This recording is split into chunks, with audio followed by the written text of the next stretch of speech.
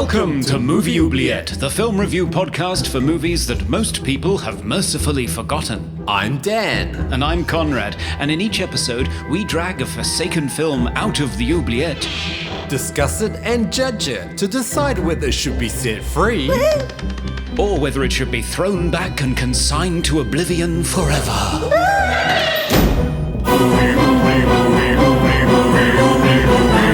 We review the films others tend to forget. Come with us and open up the movie oubliette.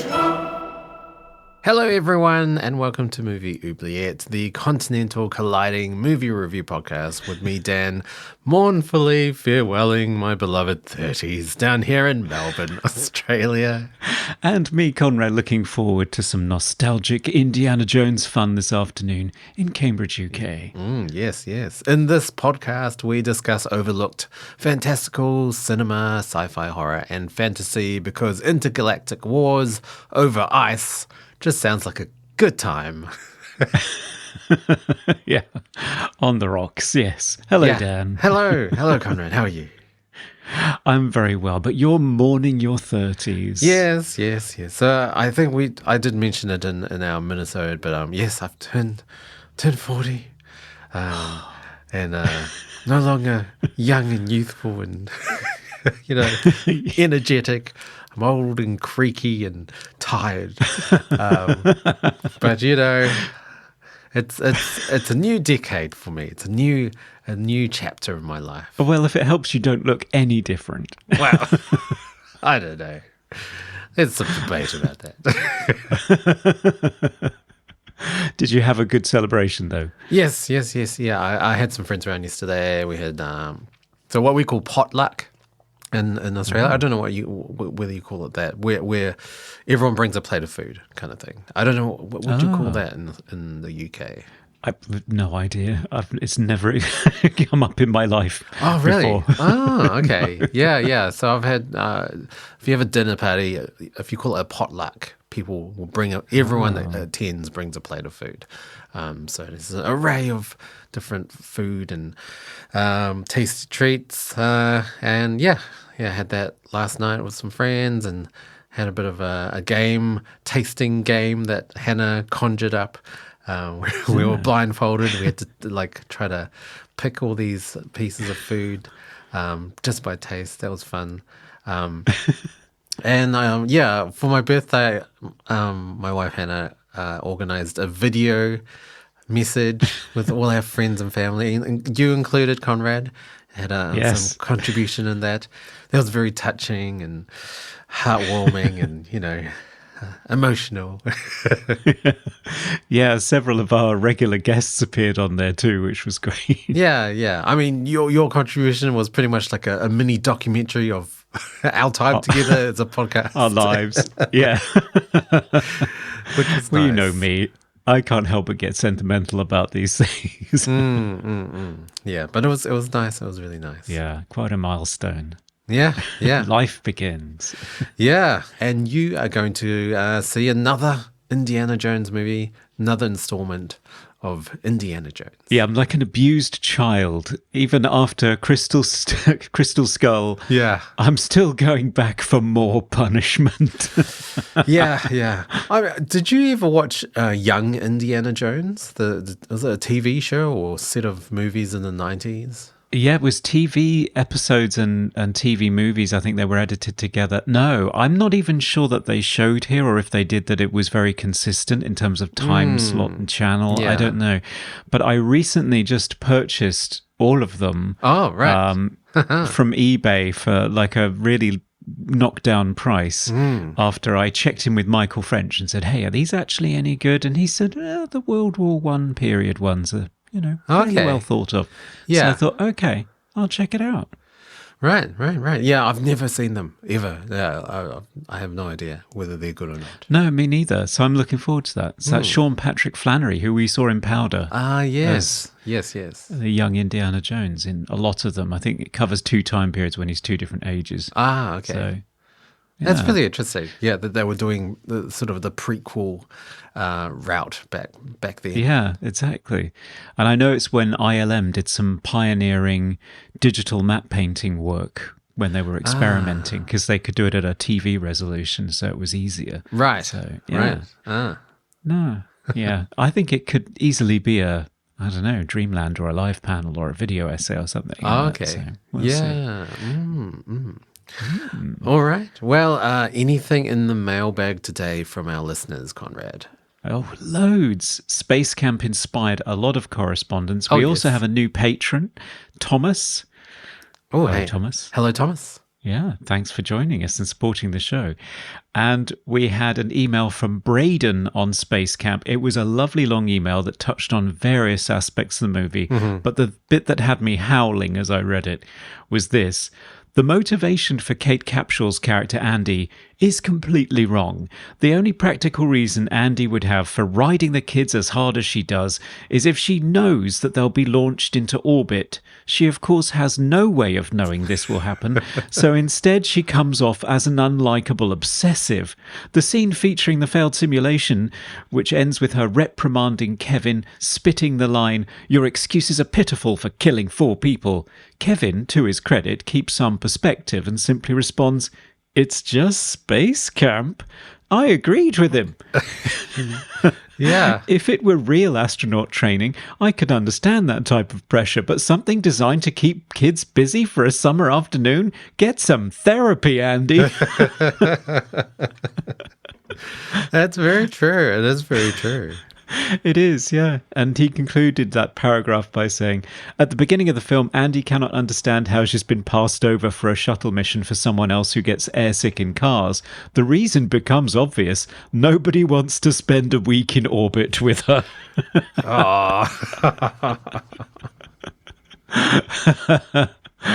Yeah, I hadn't thought of it that way, but actually it's quite true. Yeah. Anyway, Braden sent us a lovely long email and I really enjoyed reading it. So, yes, thanks for sending that. We also heard from the aforementioned Michael French at Retro Blasting, who said, I grew up with this on official VHS. It's one of those movies I can never remember if I've purchased on Blu-ray or not. Oh, yes. I have this problem. Sometimes I buy films twice now. It's so bad. Yeah, I mean, I keep buying films as potentials for the oubliette, and sometimes I forget I've bought them. And so a film will come up, and it's like, do I have that? I can't even remember. I have to check the stack. Yeah, so I buy it and I look at it and think, oh, that's a great Blu-ray. And then I go to my shelf and find the appropriate section for it. And lo and behold, it's there already. Oh, no. Oh, no. Moron. I've yet to buy a movie twice. Well, you're 40 now, Dan. It's coming. Oh, no. We also heard from Nick, regular correspondent Nick. Space Camp is one of my childhood nostalgia movies. Saw it many times back in the day, so much so that I still call Joaquin Phoenix Leaf to this day when I see him on screen. Also, it may have spluttered in at number 6 on the charts on release, but come on, what a top 5. Weren't the 80s great? Yeah. Yeah. I always feel bad when I look at all of these box office charts from the past because the variety on display in terms of genre and style of movie, now it's just CGI blockbuster after another. Ugh. And of course we heard from Serge of Cold Crash Pictures. Hello, Serge. Hey, Serge. Space Camp charmed me. The first half has practically no stakes, but then the sudden shift into life or death drama at the halfway point is exhilarating. It's scrappy and really rough around the edges, but that just makes it easier for me to root for. I'm currently listening to the pod, and I just want to say to Conrad, I also noticed Max's hand-animated shadow passing over Kate Capshaw, and it got an audible groan from me. Oh, yes. Yay! I did watch it back. I didn't think it was that bad. It was okay. It looked very Disney, if anything. Yeah, that's true. It does have that touch to it. But it took me out of the jeopardy of the moment, unfortunately. Right. Yeah. Anyway, thank you everyone who took the time to write in and comment on our socials this week. We love hearing from you. Yes. And we especially do like getting long emails at movie.oubliette@gmail.com. So I guess, Conrad, we should reveal the film for today. Yes, we should.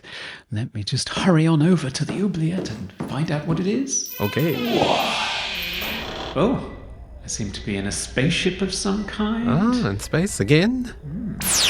Good grief, what? I don't know what happened then, but I'm really sort of achy and my hair's gone grey. Yeah, I've got this long beard now. Yeah. I'm not sure I can remember why I'm here. You're getting a bit too old for this, Conrad. Oh, I found a movie. I'm coming back. Okay.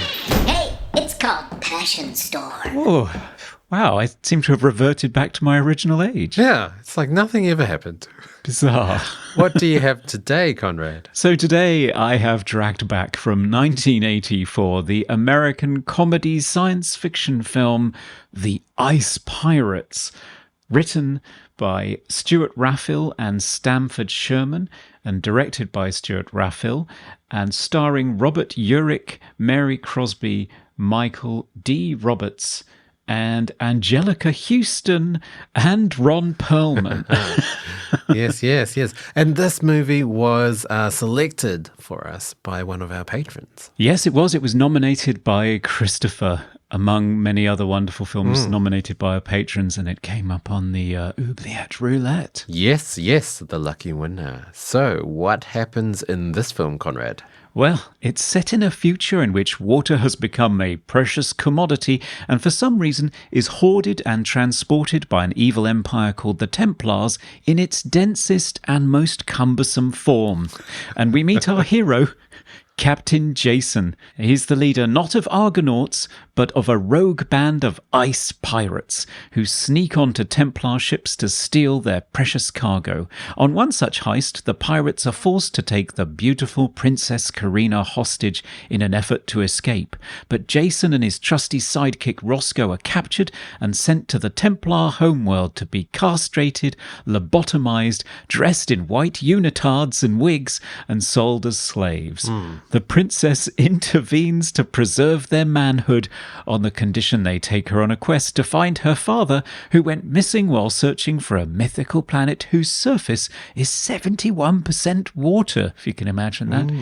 But it turns out the evil empire let them escape so they could track them to the planet and monopolize its precious resources. Will they reach their watery Shangri-La? Will it turn out to be Earth after all? And will they catch the space herpes that's loose on the ship? Oh, yes. Find out after the break. Yeah, in Ice Pirates.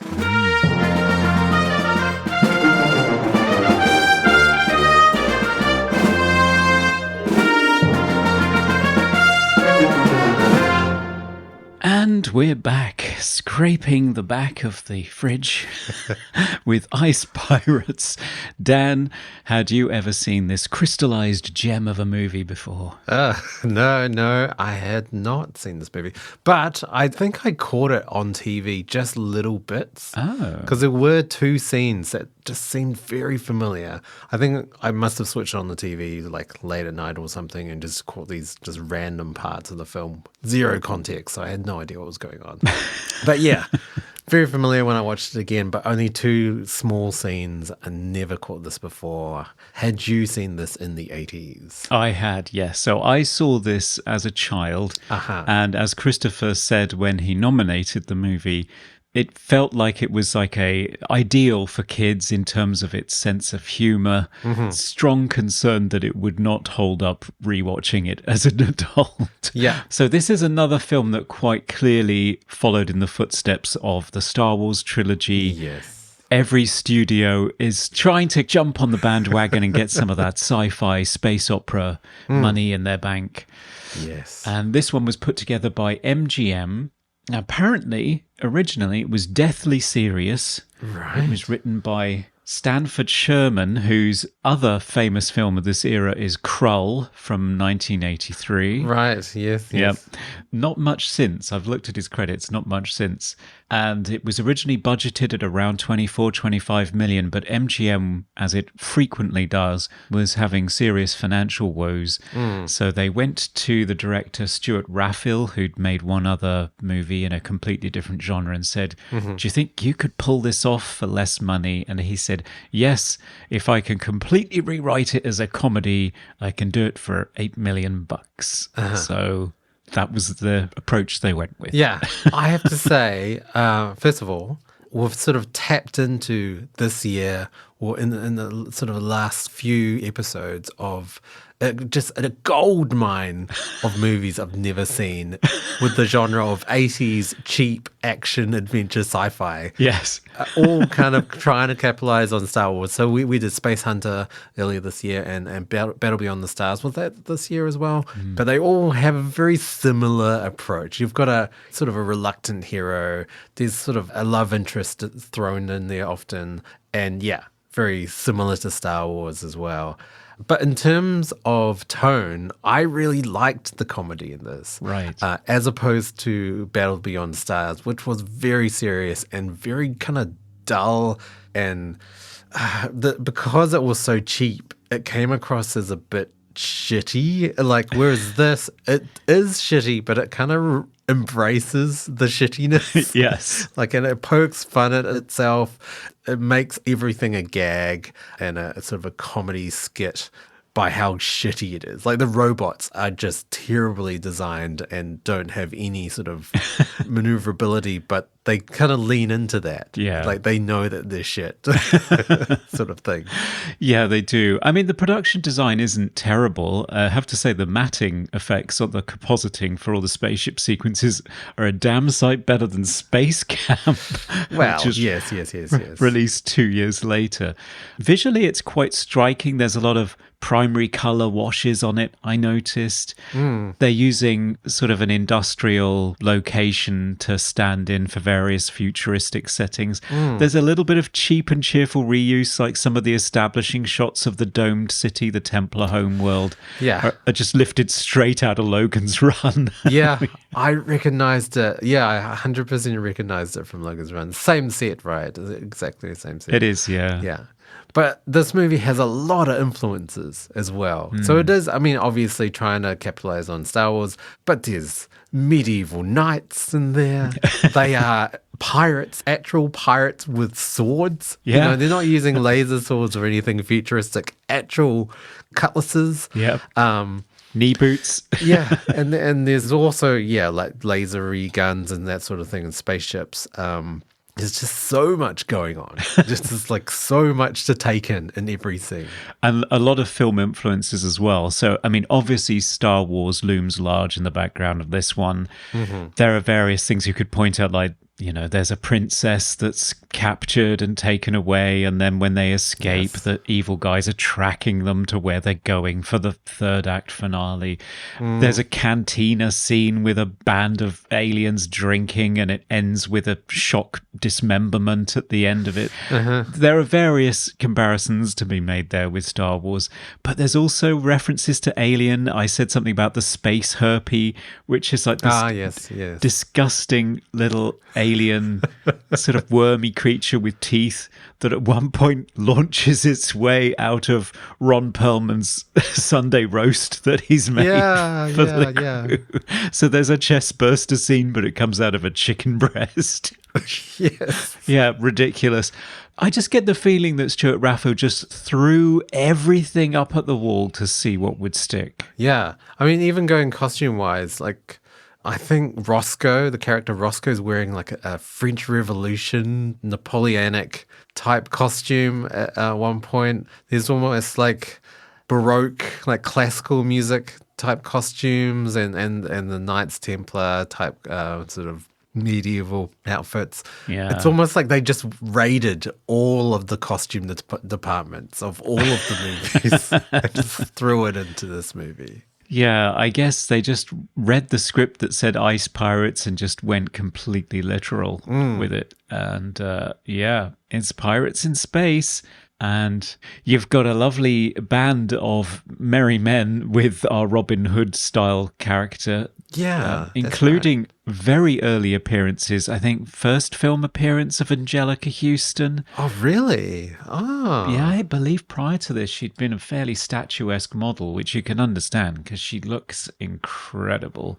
She plays Maida, who's this tough as nails fighter who's very good with a sword. And you've also got Ron Perlman in a very early role as Zeno, Yeah. who is the chef. It's really interesting. Like, this is his 4th appearance on the podcast, and all of his roles are so different. Like, Yeah. Kronos, City of Lost Children, French film. I mean, Kronos, Spanish-speaking film. And then Season of the Witch is terrible Nicolas Cage film. And then this. Like, his range.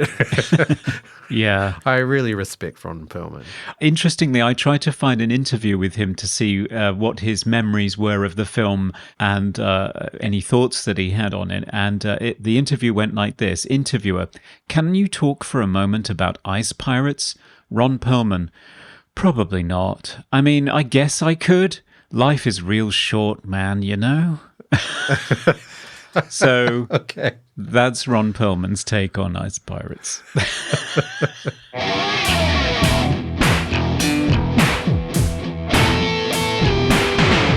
I found a lot of the action scenes in this movie. They are very triumphant and, energetic, but like really messy. Like I don't really see what's going on most of the time.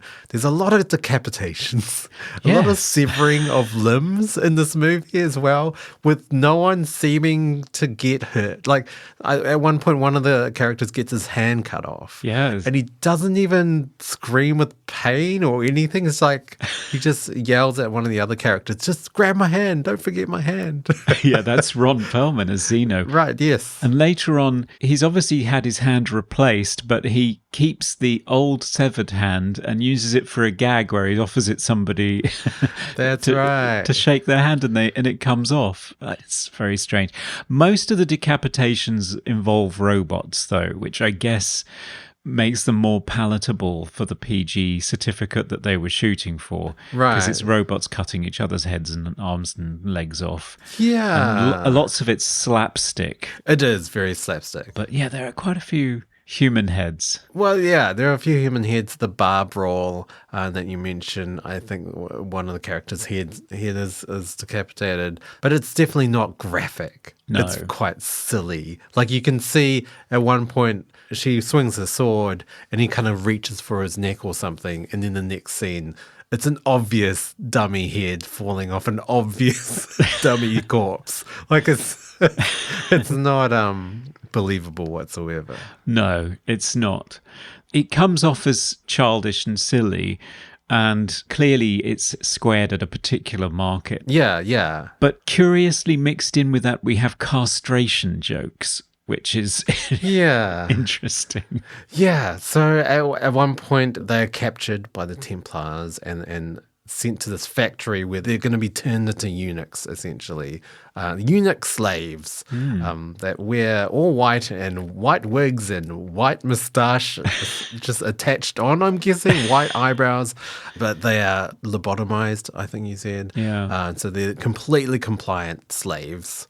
But yeah, a hilarious scene at the same time when they're getting castrated. Yeah, I mean, they're strapped to a conveyor belt, and then there's this ridiculous pair of metallic teeth that comes down and is headed towards their groin until the very last moment when nothing happens and the princess has obviously arranged for them to slide through untouched. But still, dick jokes. Well, yeah. I found the next scene kind of like, oh, I was like quite tense. Like, are they going to go there? Like, because they are turned into slaves. And at one point, one of the characters asked for, oh, how about the black one? And I'm like, oh, is this, I don't know. Are you going to step over that line? They kind of don't, but it's almost like, oh, I don't know whether that joke works now. Yeah, there are some awkward moments. There's also a moment in the bar brawl scene where a mercenary who's trying to track the ice pirates down uses the N-word. Yeah. Now, in the film's favour, the other person who sat at the table with him blanches when he says it, and he quickly retracts it and says, I meant the black gentleman. Yeah. So, yeah. Yeah, still, I wasn't expecting that in this type of movie. I guess, this is, I guess, for like teenage boys, right? Yeah, clearly. I don't know. I didn't expect the N-word in a movie like this. No, racial slurs in the middle of a PG movie. But I mean, I suppose they existed in the world and it's just reflecting the world back. But still, there's no need for that joke to be in there. It's not even funny, particularly. No. So I don't think the movie's presenting it as something to be admired, but it's not funny, so I'm not really sure why they bother.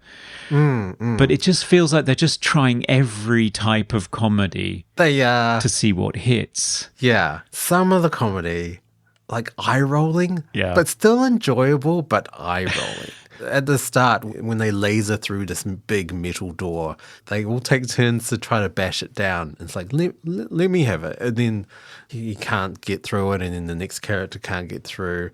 It's like, is this funny? I don't know whether this works. And then once they get through, they barge in through a bathroom, a toilet, and there's an alien on the toilet seat, and they just keep walking past, like, you get him, or to the next character, and it just keeps going. It's like, is this funny? I'm not sure. Well, that was the point where I, as a kid, knew what I was getting into.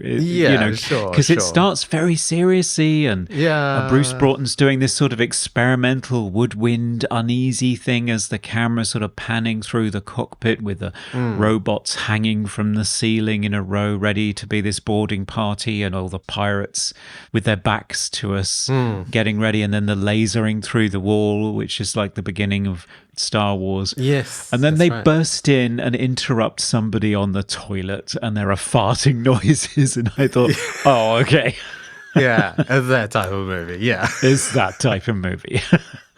Yeah, which I don't think we'd seen before at that point. No. I don't think there'd been an out-and-out farcical, satirical, silly sci-fi comedy. Yeah. Like something similar would be Spaceballs, obviously. And that's 100% just a complete spoof of Star Wars. Yeah. Whereas this, it borrows from Star Wars, but it's still its own thing. It is, yeah. But yes, very heavy on the comedy. It is, yeah. So Spaceballs was Mel Brooks's entry, and that came in 1987. But I have to say, as a kid, I didn't really like Spaceballs. Yeah. It felt like dad jokes by somebody who didn't really understand the genre. Do you know what I mean? Yeah, I felt like that with all spoof type movies anyway. They aren't great movies. Like all the scary movie franchise, are spoofing like all the horror movies. Those aren't good films. No. But yeah, I don't know. You either like them or you don't like them. Yeah, I think probably Airplane is the granddaddy of them all. Okay, yeah. And it's absurdist humour that is so spot on and then goes off on such completely bizarre tangents. Yeah. I mean, it's untouched, I think. And everything that came after, a scary movie and teen movie and blah, blah, blah, but it's just not very good comedy. Spaceballs for me is sub-Woody Allen adult humor that just flies completely over your head, or it's sort of dad jokes. The only part of Spaceballs that I actually liked was John Hurt having the chest burster coming out of him in a restaurant and saying, "Oh, not again," and then the alien putting on a top hat, picking up a cane and dancing across the counter singing, "Hello, my baby, hello, my honey." Because it was absurd, just ridiculous, and I loved it. But that was the only thing in Spaceballs I found funny. This is just pure teenage boy humor. It is. Just it is. Yeah. Robots shitting themselves, and then the next robot in the queue slipping up in it in the background while another scene is playing out in the foreground. It's farts, it's dismemberment, it's things like when Jason, our leading man, our dashing pirate hero, first sees the princess sleeping like Sleeping Beauty in a glass coffin, the first thing he does after being entranced by her beauty is look down her blouse. Yeah. While she's asleep, which of course is appalling. It's non-consensual, it's abuse, but in this context, it's sort of, oh, isn't he a scoundrel type of inappropriate behavior? I know. It's that sort of hero that was quite popular in the 80s or 90s where, the scoundrel, the discourteous character, sort of disrespectful to women. That was kind of that hero that existed in the 80s. Yeah, so sort of boys will be boys. So we know it's wrong, but, guys like boobs. It's going to happen. Yeah. Whereas really it should be, no, you shouldn't do this. I know. Especially that line after when they're trying to get away and then he says something like, oh, what happened to raping and pillaging? It's like, oh, God. Yeah. That's bad. Yeah, make pirating great again. Yeah. Like the good old days. Yeah. Yeah. So, I mean, it's only a few lines in this movie that are just like, oh, that doesn't date very well. For the most part, he's not terrible as a character. No, he's not. He's presented as a guy who's very dedicated to his crew. He's very angry when the evil people shoot one of his crewmates who's wounded. He's presented as a good guy. He's not sort of a selfish narcissist and kind of dopey. The film sort of sends him up, like, the scene in the cantina where he's making fun of the princess and setting her up for a bad situation by saying, hey, the only way we can get a land speeder out into the desert to see the hermit, which is another Star Wars reference surely, is to use your feminine wiles on the guy that has the land speeder, because that's the only way we're going to get anywhere. And it turns out the guy, quote unquote, is actually a lady and is more interested in Jason. Yeah. So things backfire on him. He's not always shown to be faultless in any way. The film makes fun of him too. Yeah, exactly. And the fact that he does have a lot of sort of camaraderie for his other pirates as well. Like, he's not like a lone wolf. No, he doesn't treat them as expendable by any means. And he has genuine affection for them too, all of them. Yeah. So Yeah.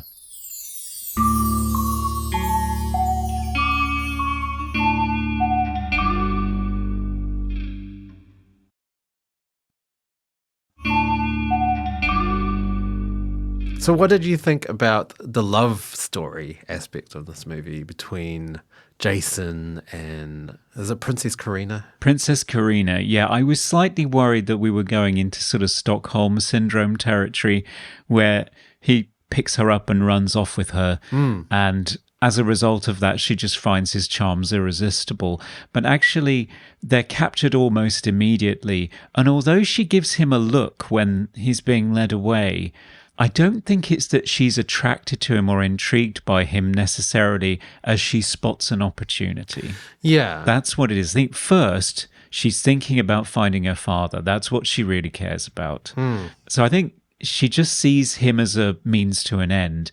And it's only after they've spent some time together that she slowly warms to him. But still, it's kind of fast and unjustified. It is very fast. Like, because she seems to not like him at all. Like, she pulls a gun on him to make him do her bidding, like to find her father. But then it quickly turns into this love story, and then climaxes at that love scene, which is just bonkers, over the top, and like you said, bonkers, because they go into this, I guess, hologram room, and it's like a thunderstorm, and there's lightning, and then rain as they're making love, and it's what is this? It's like some Bryan Adams music video or something. Just crazy. Yeah. And it goes on for ages as well. Yeah, it does. And it's clearly ridiculous. I mean, they're being sprayed with water. It's not sexy at all. No, it's just silly, ridiculous. It's sort of mocking those sorts of love scenes where, people are on the beach and being sprayed with water and so on. It's just taking it to the nth degree. It's kind of like over here in the UK, Cineworld does these 4D experiences where you've got the chairs that move and it puffs air in your face and sprays you. Somebody who went to see the latest Fast and Furious movie said it's a stupid movie, but if you're going to see it in these screens, because when a character drives down the side of a dam at one point, the chairs are going crazy, you're being air puffed in your face and sprayed so much you're dripping wet when you leave. Yeah. He and his friend were just pissing themselves with laughter the whole time. Wow. 'Cause it's Okay. so ridiculous. So yeah, it was like that. Okay. It's silly. And of course, they conceive a child during that scene. Yes. Well, I guess we should talk about the end, the final act, which is, again, completely bonkers. Yes. So they end up in this time warp where it keeps time jumping years into the future.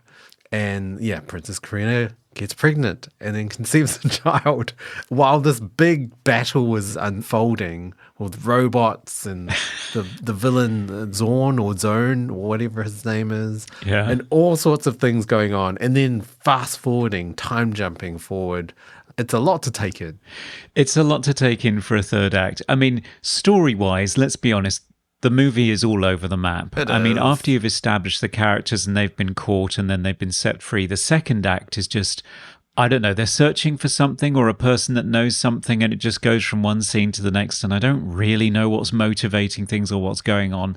And then the third act is just this bizarre time warping to Earth sequence, which I have to say, conceptually, it's bold, it's daring. I haven't seen it before, to have a battle scene where the characters keep aging by decades as it progresses. Yeah, so yeah. eventually Robert Urich is replaced by another actor who's elderly and with a long white beard. And then he reappears as his own son to save the day at the end of the battle. Yeah. Because by this time, Karina's had the baby. So yeah, it's conceptually interesting. In terms of being entertaining, I'm not sure it's particularly satisfying. Certainly, I remember as a kid, I found it a bit of a letdown. Yeah. You know, just sort of scrappy and stupid. And, you know, I wanted it to actually give me the standard Hollywood action payoff, but instead I just get this farcical comedy. And the way it's presented, it looks like the editor gets bored and just starts fast forwarding through it because they just can't be bothered anymore. Yes. And also the costumes, like they have these enormous wigs. Yeah. Big grey wigs. I think Roscoe has a massive grey afro at one point. Yeah. It's ridiculous. It is ridiculous. And then the villain bursts in, and it's almost like, oh, what? He's this old granddad now, and the robots are useless as they are throughout the entire film. And then it just flashes back, and it's like none of that happened. No. It is very similar to something that Red Dwarf would do, though, I have to say. That's a good shout. Yes, Red Dwarf would quite happily do something like this, and you could see the inspiration there. Yeah. But I do agree. It was a bit of a letdown in terms of like this big build up to the final conclusion, and then you get this weird, quite hard to follow scene as well, especially when they flash back and it's got all these flash cuts to the present day and then the future old age. Oh, it's bold. That's one word to describe it. Yeah, as a science fiction concept is interesting, but then of course they don't treat it seriously because they just snap everything back to the way they were afterwards. So it's utterly pointless. I do have a few questions to do with some of the characters or plot of the movie. So who was the old guy in that sort of hospital bed? Yeah. Who was that? So he was kind of the emperor. He's played by John Carradine, who is the golden age of cinema actor. I mean, his career goes way back. And this was one of his last movies. And he was doing a lot of this sort of scrappy stuff. He's in The Howling as well in 1981 as an aging werewolf. Oh, yeah. So, yeah, John Carradine would show up in this sort of thing. And it's sort of a glorified cameo. So he's the evil emperor, supposedly. Okay. The Zorn guy is Darth Vader, I suppose. Yeah. It's a bit camp. Because I didn't really get that because I didn't know who he was. He's only in one scene. Yeah. You never see him again. Nope. He didn't seem evil enough. No. That scene could almost be completely taken out and wouldn't have changed the movie whatsoever. No, you're right. So, yeah, I was really confused. No, it has no consequences at all. I think you just learn that they know what's going on and they kind of want the princess to escape because they want to find the water planet too. Yeah. Yeah. I mean, I did find a lot of similarities with this movie as Space Hunter, like going on a quest to find a thing or save a thing and seeing all of these interesting, colorful characters along the way, Yeah. different planets. Oh, actually similar to Battle Beyond the Stars as well. Yeah, and why is it in sci-fis where they go to a planet and it's either, a metropolis with like, cantinas or a desert? There's like no other types of planets in sci-fi. Well, That's it. I think that may have something to do with them all being shot in California. So it's That too, it's kind of that too. desert or bust, I guess, when it comes to your alien planet, or a studio with a smoke machine in it at one point. Yeah. Another thing I did find similar to Space Hunter was sort of the appearance of these kind of Amazonian women. So in Space Hunter, there are the water Amazonians, and this is kind of similar, just very strong, fierce woman and not much into the clothing. Yeah, pretty much like Anjelica Houston, actually. I'm not sure why that was kind of a trope. I don't know if it kind of come up with an alien society. I suppose a society in which women are the strong ones, I guess, was pretty exotic for 1980s. I don't know. Yeah, well, I guess so. It's sort of going back to sort of leaning into the crappiness of this movie. That character that they find in the desert that tells them where to go next. His death scene is, again, very silly. He literally just goes, ugh, and he's dead. Yeah, after delivering some final lines, which I think in some of them are sort of ADR'd as well, just to make it clear what their goal is for the next scene. Yeah. I also noticed some of the ADR, there's like repeats. I think when they arrive at Mithra, the planet, you can hear this guy just saying, it's Mithra.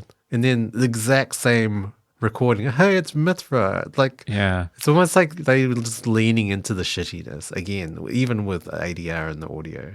Possibly. I think also it's the result of post-production woes. So apparently Bruce Broughton, the composer, said that MGM's negative reaction to the first cut of the film resulted in substantial re-editing. Scenes were completely moved around, the score was chopped up and pasted together to fit the new cut, and there was hardly any time to do a good job. To be fair to the film, it was much better in Stewart's cut. It flowed better, it was funnier, it made more sense. The finished version wasn't as good, in the view of the composer. Really? Interesting. Yeah. I wonder if that cut exists. Yeah, I don't know. I've seen an interview where Stuart Raphael where he talks about the fact that there was a finale to the film that was cut. So of course they get to Earth because, as in so many of these things from this period, even like Battlestar Galactica, it turns out that they're heading towards Earth. Yeah. At the end of the film, said Stuart Raphael, they were meant to arrive at Earth and they fly over the beaches of Malibu with everyone swimming in the water, and the studio head cut that out. He never told me and it was gone. I had to drink vodka to calm myself down. Oh, wow. So they arrive at like present day Earth, like with humans and everything. Yeah, apparently so. Yeah. Oh, wow. Well, why not? I mean, it's sort of kitchen sink at this point. So. Yeah, that's true. Now it's time for random trivia. Okay, it's trivia time. Normally I do it, but Conrad, today it's your turn. What do you have bursting out of a roast chicken today? Well, speaking of, last chicken in the butcher's window, I'm here to talk about castrations. Oh, yes. No, it's just a ridiculous fact that castrati is probably the most famous example of castrations routinely happening as part of society. And this was in 16th to 18th century Italy, and it was an operatic tradition. Yeah. So you would castrate boys before they hit puberty, and they would end up with a very distinctive soprano voice that was quite different from women. And I think probably also the reason behind it was women weren't allowed to sing in the church or something. So it's just a way to, increase the range of your choir without letting any of those pesky women in. Course. The tradition died out for some reason, apart from it being hideously cruel. But the interesting thing I wanted to notice in this movie, afterwards, they have high voices, all of these eunuch slaves. Yes. Which, of course, would not happen because you have to have them removed before your puberty. Yes. Before your voice changes, so that your voice doesn't change. So, yeah. So that their voices wouldn't have changed. Ah, right. It's Okay. silly. Well, Yeah. I mean, it works for the comedy of the movie, though. Yeah, because they have to sort of pass as eunuchs, so they keep forgetting and doing deep voices and then correcting themselves and going, yes, sorry. Yeah, no, it's very, very silly. Yeah. And that's our trivia. Yes.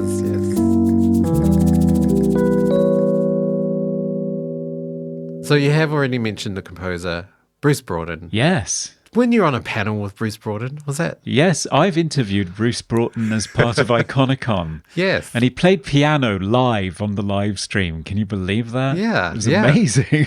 We should have got him on this episode. Well, yeah, I don't know, because having read, I have the CD of Ice Pirates. It was released by Film Score Monthly as a special collector's edition back in the day. But when you read Bruce Broughton's notes on it, you can tell that it's not particularly one that he's proud of. Yeah. It was his big break. So he was mostly working in TV at the time. So soap operas like Dallas, shows like Buck Rogers, and oddly enough, the Logan's Run TV show. Ah, right. And he had almost no feature film experience. But when this film was downgraded in terms of budget, it's a great opportunity for a composer to step up and show off what they can do.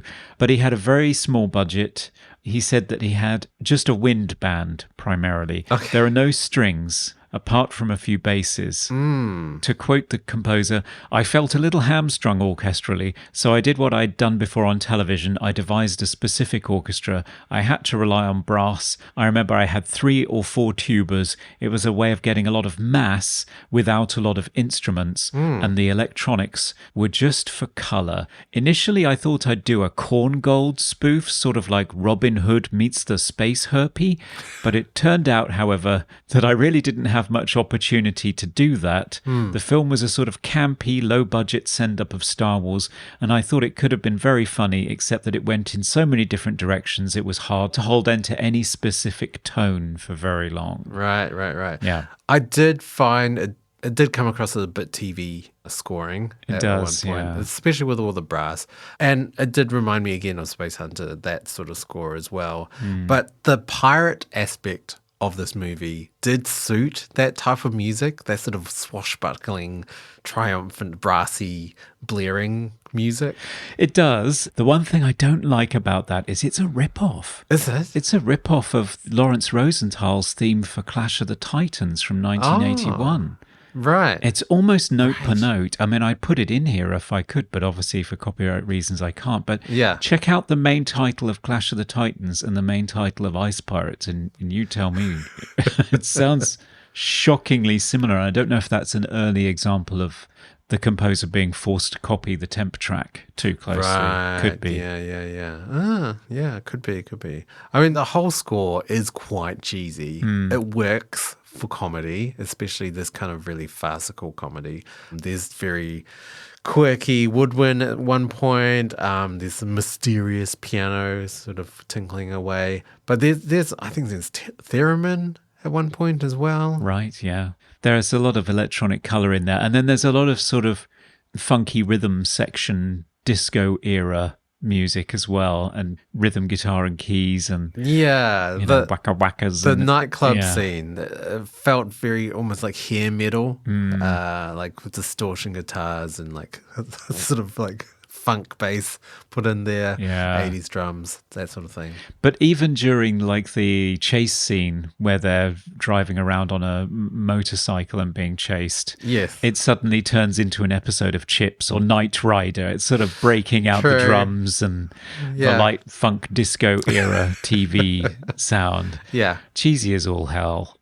Yeah, I didn't think it was bad though. I thought the score, I mean, it was cheesy, but I think it does work. It works, yeah. I mean, it works perfectly for the tone of the movie. Well, the inconsistent slapdash all over the place tone of the movie, but the music certainly supports it and does what it needs to do in each of the scenes that it's in, and doesn't necessarily draw too much attention to itself, except for that masquerade ball. Well, yeah. I mean, that's the sort of hair metal sound that I was describing. Yeah, I mean, it's bad.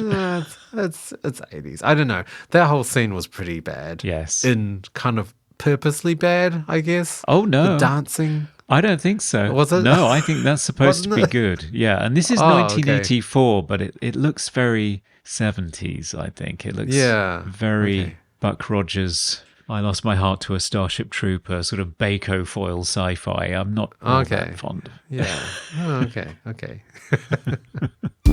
Coming to you live from the Movie Oubliette Theatre, it's the prestigious Mobley Awards.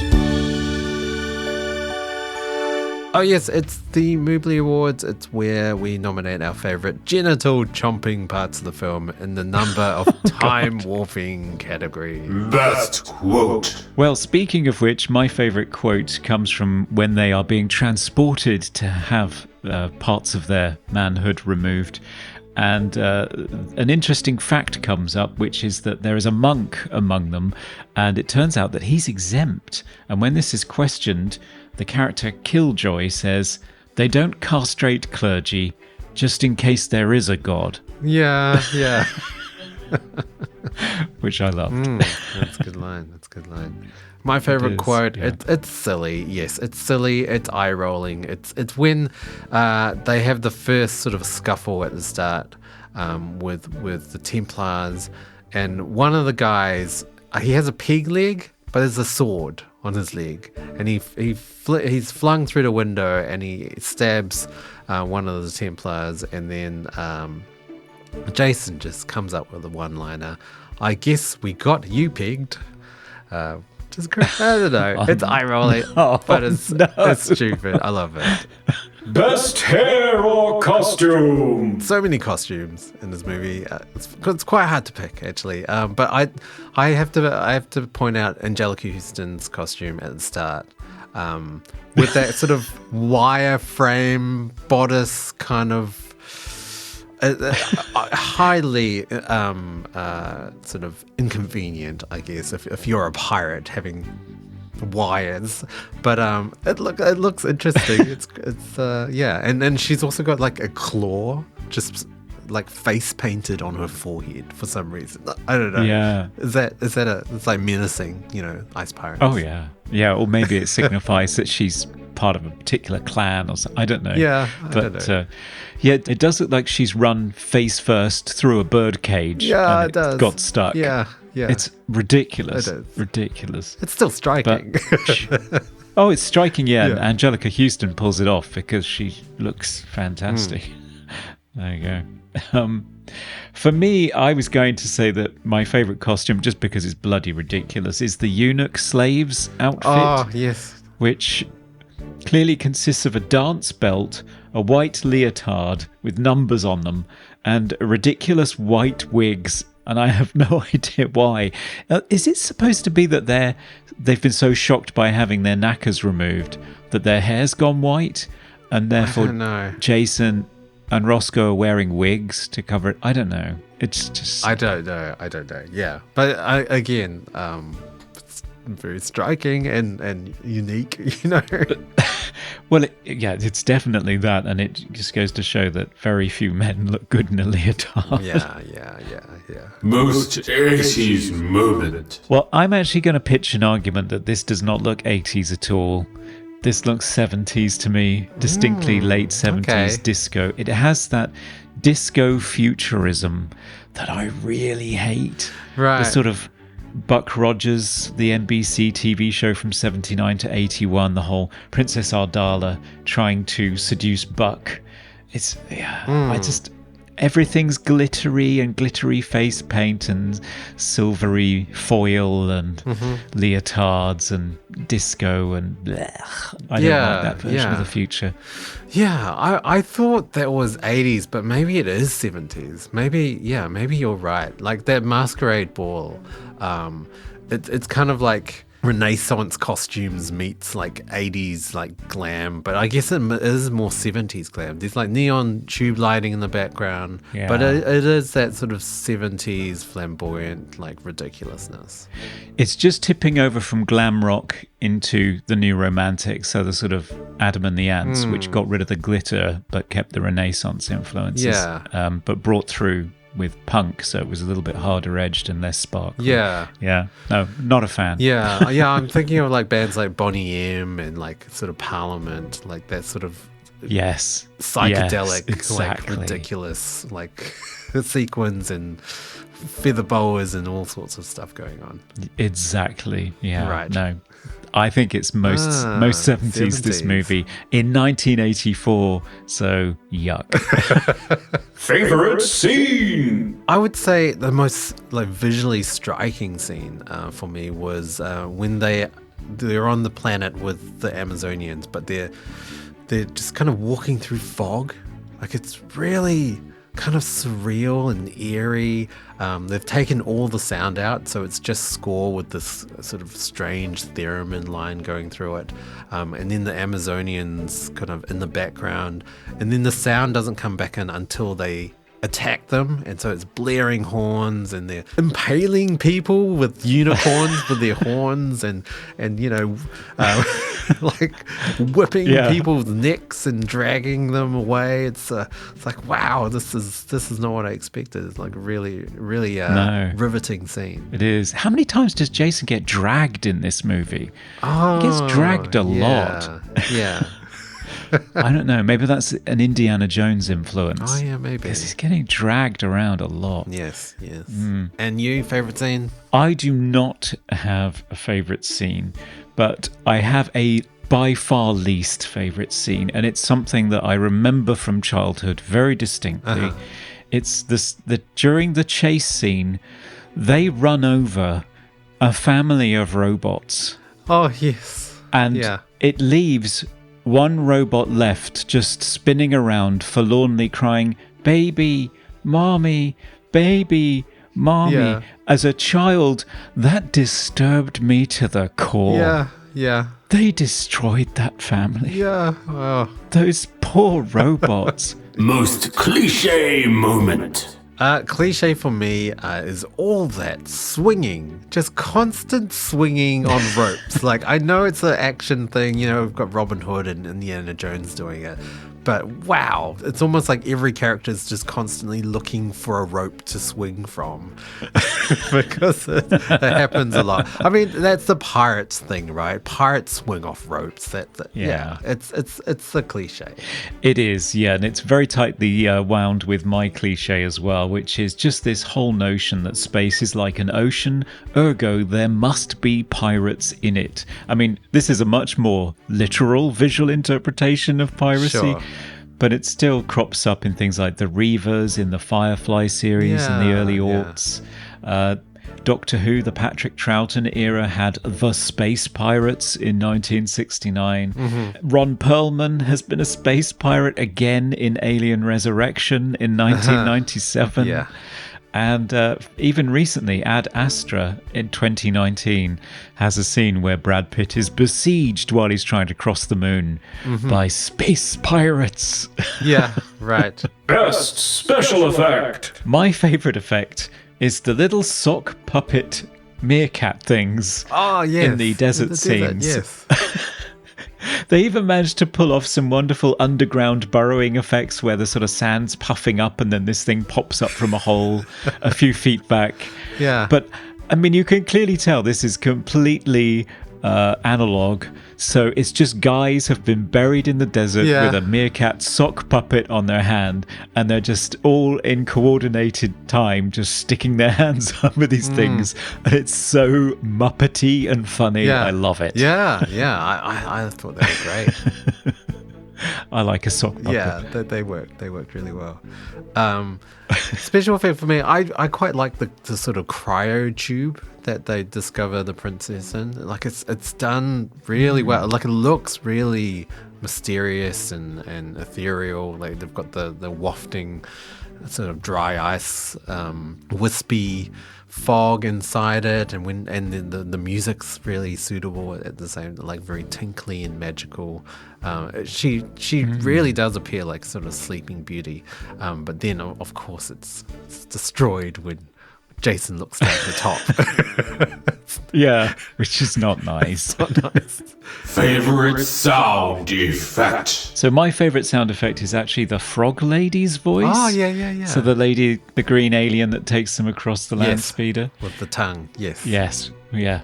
So it's not the ribbity, croaky, cliche voice that I was sort of expecting. It's sort of a weird, raspy thing, and it sounds like the voice actor is speaking as they're inhaling rather than as they're exhaling. Yeah, that's true. So it's just has this bizarre tonal quality to it that's unique and interesting that I really enjoyed. Yeah, yeah, it was noticeable.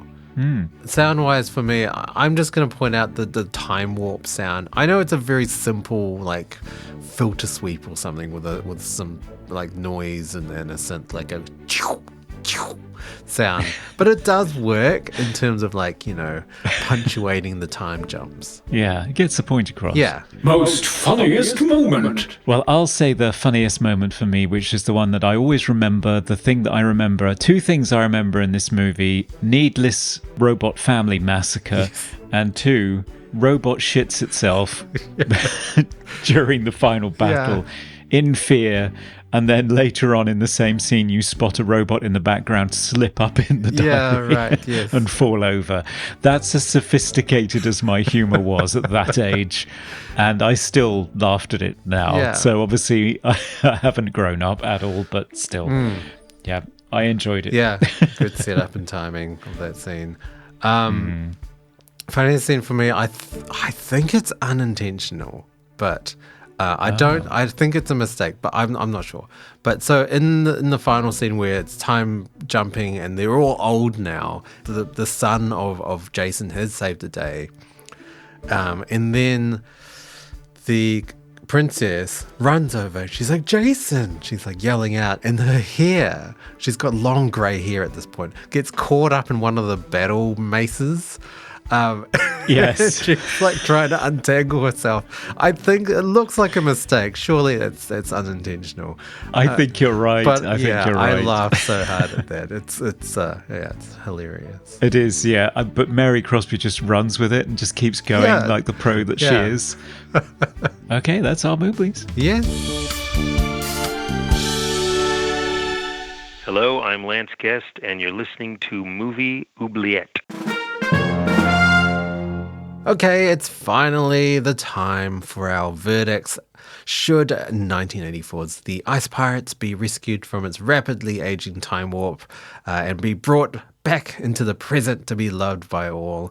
Or should it be pummeled with a block of ice by Jason's fully grown, identical-looking son and be shoved back into the depths of the oubliette, lost forever? Conrad, child favourite of yours, The Ice Pirates, how's it hold up? Well, I'm not sure I would characterize it as a favourite. It was more sort of a guilty pleasure even then.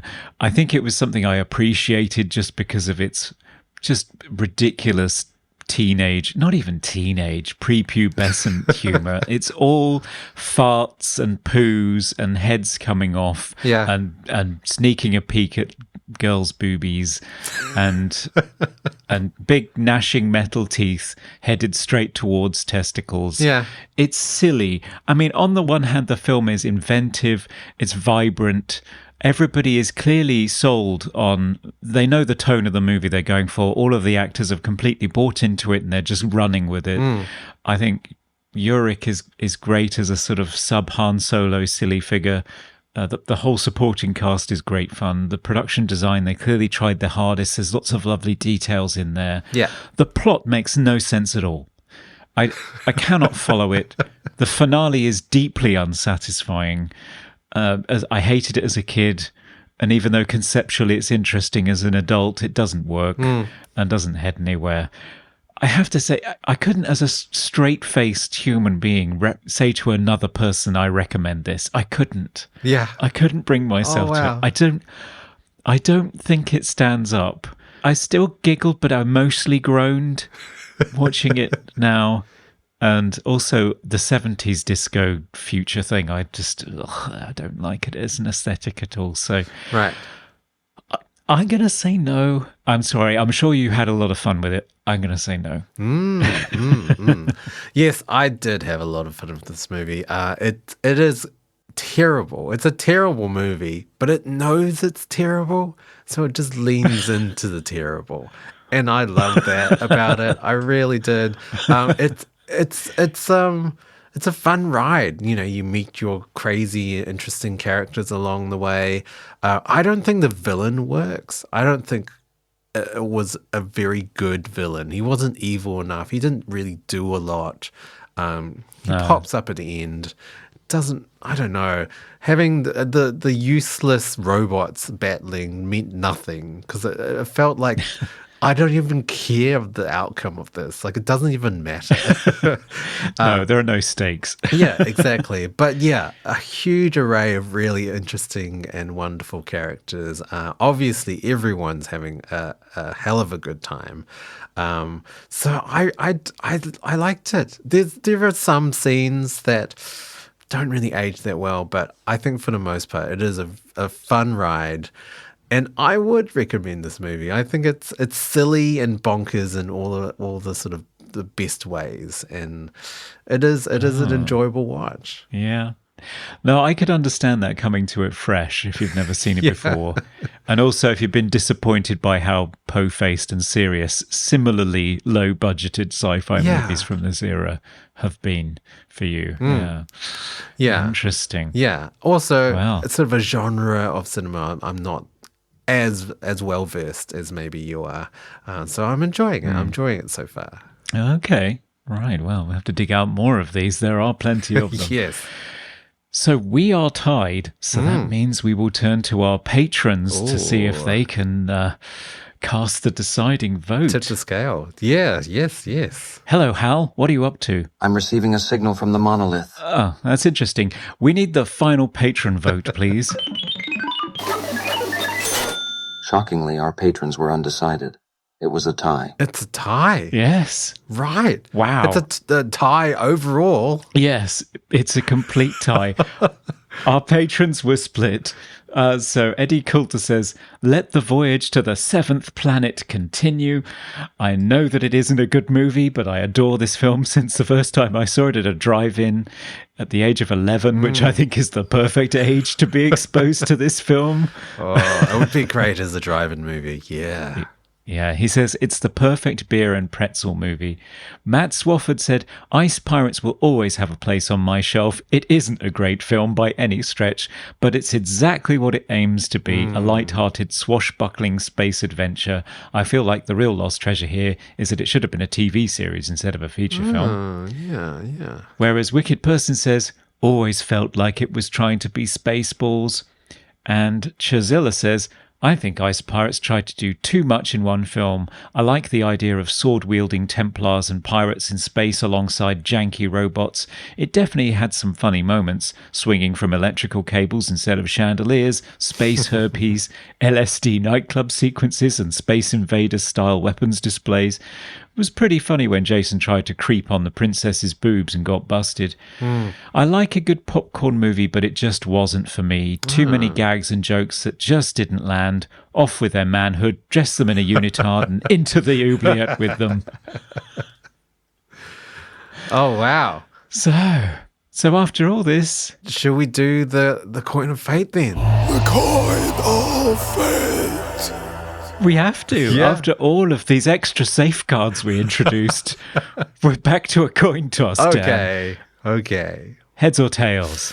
Ooh, decapitating heads. Heads. Heads to save the movie. Okay. Okay, here goes.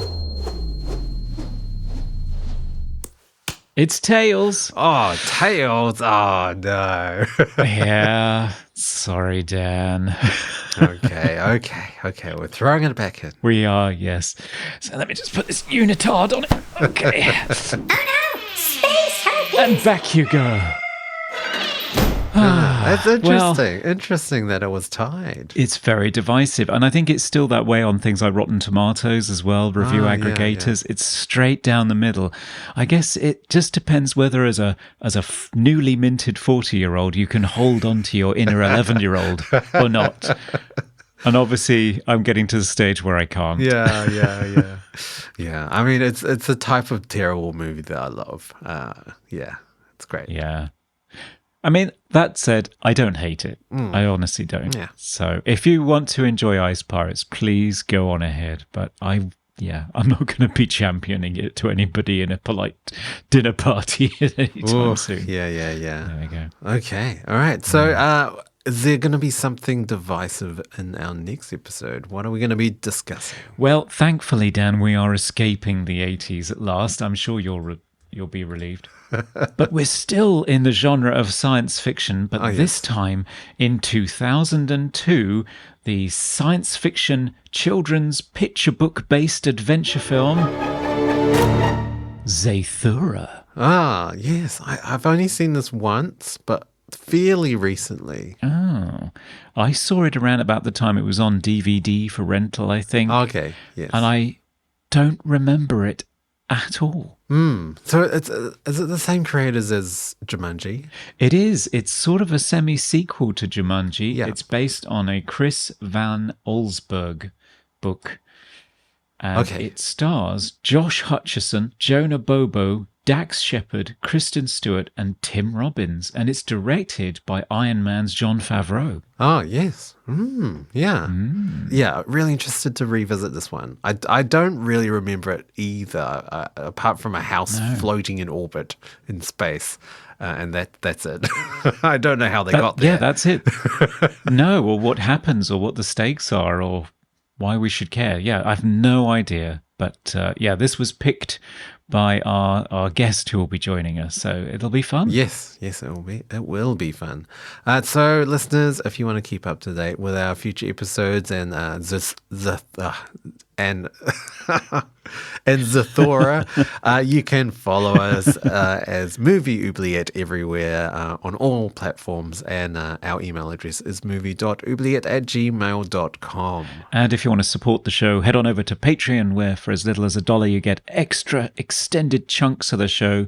For $5 you can vote on the final verdict, which usually is the deciding factor. Not today. And for $10, you can be an executive producer with behind-the-scenes insights, just like our current executive producers, Chazilla, Eddie Coulter, Isaac Sutton, and Dr. Doggy. Yes. We have merchandise at Redbubble, a YouTube channel as well. Some interesting stuff there, some live panels with Bruce Broughton as well. Conrad interviewed Bruce Broughton, the composer of this film. And if you haven't already, rate and review us on whatever you're listening to, including Spotify, which has a rating system for podcasts now. Yeah, please do. It really helps us out. Yes, it does. Okay, until next time, listeners, thanks for joining us. Goodbye. Yes, watch out for space herpes. We review the films others tend to forget. Come with us and open up the movie oubliette. Your he is a she, and she thinks you're wonderful.